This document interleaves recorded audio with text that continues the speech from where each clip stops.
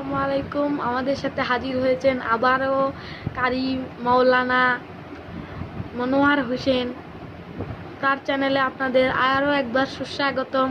আগের ভিডিওতে আমরা কুরবানির ঈদ সম্বন্ধে প্রচারণা করেছিলাম, কিন্তু সেই ভিডিওতে কিছু একটু ভুল ভাঙতে ছিল, মানে ভুল না, এক কথায় বলা যায় কিছু মিস গেছিল, কিছু কথা যেগুলো পুনরায় আবার বলা হবে। এবার আমাদের সাথে মৌলানা কারি মনোয়ার হোসেন কিছু বলতে যাচ্ছেন। আসসালামু আলাইকুম। মহান আল্লাহ রাব্বুল আলামিনের নামে শুরু করছি। আজ আমি ঈদের চাঁদ সম্পর্কে কিছু বর্ণনা করব। ঈদের চাঁদ দেখা গিয়েছে। ঈদের চাঁদ আসসালামু আলাইকুম। আমি ঈদের চাঁদ সম্পর্কে বলবো। ঈদের চাঁদ কি? ঈদ কত তারিখে হয়? আরবি মাসের জিলহজ মাসের হিজরি সনের 10 তারিখে ঈদ হয়। বাংলার সাথে এটা ম্যাচ করে না, কারণ বাংলা থেকে আরবি 10 দিন কম।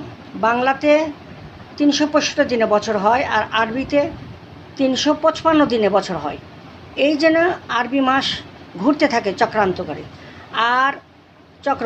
আর আরবি সাধারণত চাঁদ দেখে হিসাব করা হয় 15-30, তবে 30 ম্যাক্সিমাম হয় না, 29 হয়, আর কিছু 30 হয়। ইংরেজির মতন 31 হয় না। তো আজকে আমি চাঁদের বর্ণনা করব। ঈদের দিনে রোজা রাখা হারাম, তবে 16 তারিখের ইংরেজি মাসের 16 তারিখের রোজা করা যাবে। সেটা হচ্ছে 9 জিলহজ। আর 8 তারিখে করলেও করতে পারবেন, সমস্যা নাই, তবে ঈদে করা যাবে না।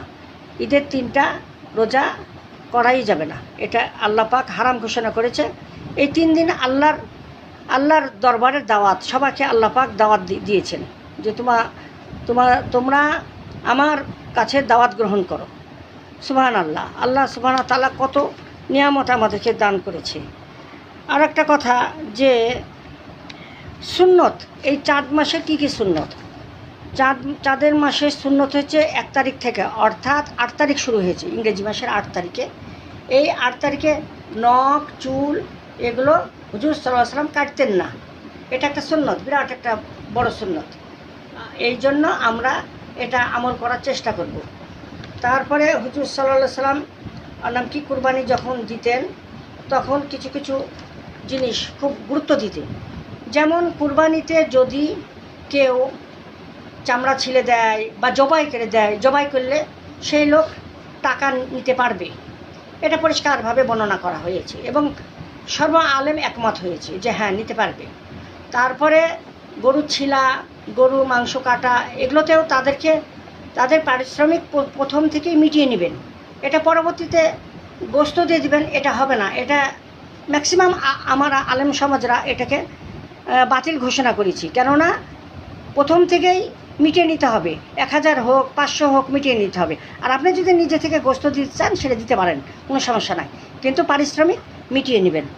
আর হচ্ছে কুরবানি, আপনারা বলেন অনেক সময় যে মৃত ব্যক্তির নামে দিতে পারবো কি না। হ্যাঁ, পারবেন, তবে জীবিত যারা থাকবে, আপনার বাড়িতে একজন সদস্য 8 জন, আপনাকে বা 7 জন, আপনি বা 6 জন, আপনি 6 জনকে দিবেন। 6 জন দেওয়ার পর মৃত ব্যক্তি একজনকে দিতে পারবেন, দিয়ে 7 ভাগ করতে পারবেন। এটা খুব গুরুত্বপূর্ণ। এছাড়া আর হচ্ছে কুরবানি কখন কখন করা যাবে। কুরবানি সাধারণত 10 জিলহজ, 11 জিলহজ, 12 জিলহজ, অর্থাৎ 17, 18, 19, 17 শুরু করো। ঈদ হচ্ছে 10 জিলহজ, 11 জিলহজ, 12 জিলহজ। বাংলা ইংরেজির 17, 18, 19 জুন। এটা খেয়াল করবেন।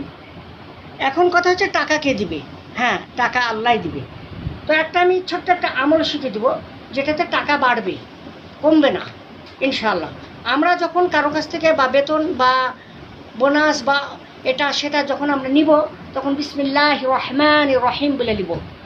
আর যখন কাউকে টাকা প্রদান করব, যেমন গরু কিনতে যাই, যদি টাকা আমরা দিতে যাই, তাহলে আমরা বলবো ইন্না লিল্লাহি ওয়া ইন্না ইলাইহি রাজিউন। তাহলে আল্লাহ পাক আমাদের টাকার বরকত বাড়িয়ে দিবেন। আমি আরেকবার বলি, আমরা টাকা কিভাবে বরকত করব। যদি আমরা টাকা পাই যে কোনো জায়গা থেকে, তখন আমরা বিসমিল্লাহির রহমানির রহিম বলে টাকাটা নিব। আর যখন আমরা টাকা কাউকে দিব, তখন ইন্না লিল্লাহি ওয়া ইন্না ইলাইহি রাজিউন বলে আমরা টাকাটা দিব। এটা খেয়াল রাখি।